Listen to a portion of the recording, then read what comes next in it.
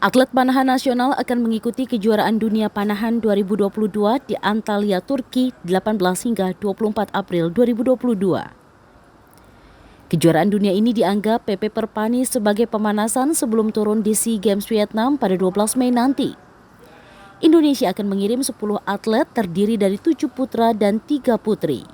Ex-atlet Olimpiade 2020 Tokyo yakni Riau Ega, Arif Dwi Pangestu, dan Bagas Prastiadi berjanji akan tampil optimal dan meyakinkan. Sementara manajer tim panahan Ari Kuswiranto tidak memberikan target tinggi. Di Antalya ini kita pesankan kepada pelatih dan atlet itu merupakan satu pemanasan bagi latihan-latihan yang telah kita laksanakan selama ini. Sehingga mereka nanti targetnya adalah bermain lepas, santai, tetapi bisa mendapatkan hasil yang terbaik, tidak perlu memaksakan diri. Sehingga kita tidak menetapkan target untuk di Antalya, tetapi ini merupakan satu warming up yang bagus untuk tim kita. Pepanah nasional akan bertolak ke Turki pada 17 April.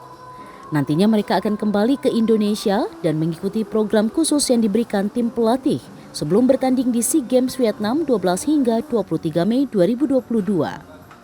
Rinin Taniken, Yohan Bagja, Kompas TV, Jakarta.